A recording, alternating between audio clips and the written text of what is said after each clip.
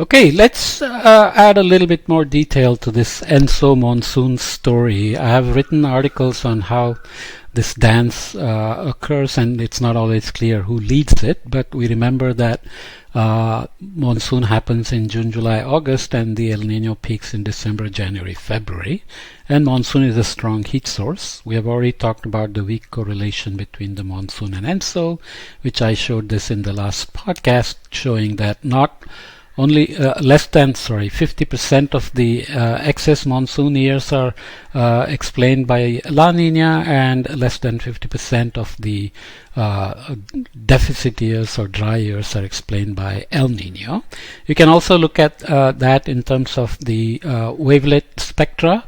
So you're looking again at periods versus years, a long time series, so reasonably good, reliable results. And we talked about this before. You have quasi-quadrennial time scale here, maybe longer periods of Nino 3 SST with weakened Nino periods with maybe decadal variance going up in Nino 3, so 2 to 8 year band being shown here. There is the spectra with FFT being compared to the time mean of the wavelet spectra.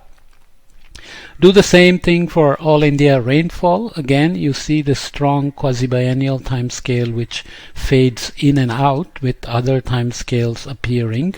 It's not always clear whether there is like a energy exchange between, or the waning and waxing of energy between different periods. Does it mean that when El Nino is strong at this period, multi-decadal variability is weak, and vice versa, and the same here?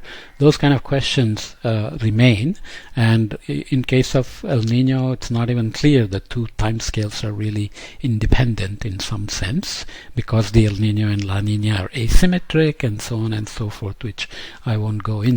But the monsoon itself also has a strong decadal, multi-decadal variance over this time period, and when we look at them together, we know that there are times when the covariance between the two had dropped off, which led people to lose heart on the idea of Walker using southern oscillation to foreshadow the monsoons, right? So Norman came along in the 1950s and then pointed out that there is actually a lead-lag relation, and that the monsoon is not a passive response to southern oscillation, that actually it leads by a few months and may be good for broadcasting the signal, as he said, and not for foreshadowing, which is a good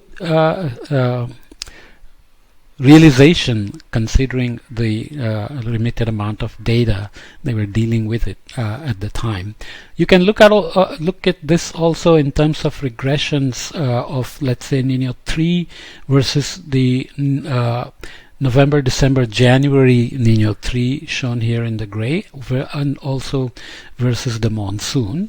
Of course, Nino 3 is highly correlated with itself in November, December, January, but you can see that the autocorrelation regression drops off as you go before and after. So that peak happens here, as we know, the annual phase locking of the El Nino, and monsoon happens here, so you can see that the peak regression between the two is phase lagged, obviously, and the relation may not be as strong as we think, as implied by Walker, as we already know. And if you regressed JJS rainfall against itself and Nino 3.4, you can again see the phase difference with the rainfall being highly correlated, and in both of them you can clearly see this quasi-biennial time scale of monsoon appearing. Strong, weak, weak, strong kind of time scale that we mentioned, right? I come back to this in the next podcast more specifically, that there is a quasi-quadrennial time scale in the Pacific, there's a quasi-biennial time scale in the Indian Ocean, and there is a transition happening through the maritime continent, which has been looked at by Neville Nichols and and Alan Clark and Harry Hendon and so on. Okay. The other thing to look at also in terms of large-scale dynamics that are associated with strong and weak South Asian monsoons is to use the Webster-Yang index. There are several indices that this one is preferred by the author because it's his own, but also it's an indication of the large-scale baroclinic structure, basically looking at the vertical shear, which we will see later that it corresponds to the energy that's available for northward propagating intraseasonal oscillations or monsoon intraseasonal oscillations known as mesos. So this vertical shear is written as long-term average minus the seasonal mean at the boundary layer level and the long-term mean minus the seasonal mean in the upper level. So if UWS is greater than mean plus 1 standard deviation, then it corresponds to a strong monsoon, high correlation there. And if UWS is greater than mean minus 1 standard deviation, then it corresponds to a weak monsoon. So if you look at the relations, the large scale dynamic circulation changes associated with strong monsoons over India averaged over this box and Australia averaged over this box correspond to some of the things we already talked about. So there is the trade wind relation, strong monsoons, La Nina like strong trade winds, there is the low level jet and the upper level easterlies and upper level westerlies here. We know how that Walker cell works, but also the Finlater jet and the Indian Ocean anomalies. And similarly for the Australian rainfall relation with the trade winds or the Pacific, which corresponds to the El Nino, but remembering the El Nino correlation is not that strong.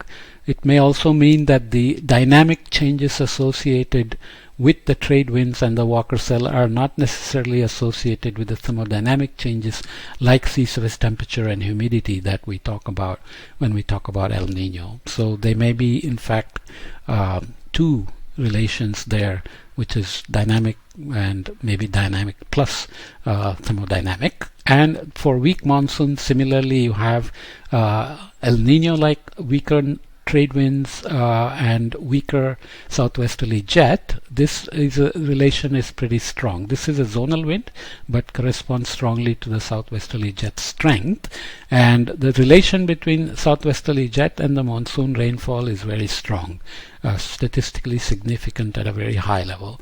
And you can see again the strong equatorial westerly anomalies here and the upper level easterly anomalies in the Pacific, and similarly for the Australian region.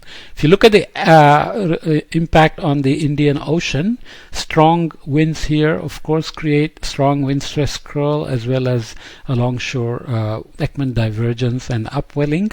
There is an impact on the Bay of Bengal as well, and the equatorial westerlies create downwelling Rossby waves, Kelvin waves, and convergence and the signatures of warming in the southeastern Indian Ocean, which happens because of MJOs as well. But here we are talking about seasonal wind anomalies and seasonal SST anomalies. So this again corresponds to the similar relation between Indonesian rainfall and wind signatures here associated with the subsidence and alongshore upwelling or downwelling favorable winds. And this east-west pattern is related actually to the Indonesian dipole as well. And you remember that we have talked about before the low-level westerlies, wind stress curl, domed thermocline, and seasonal upwelling here in the fall, late summer, fall months as well, which has all kinds of consequences for Rossby waves and cyclones over East Africa and so on. So there are many good papers there as well.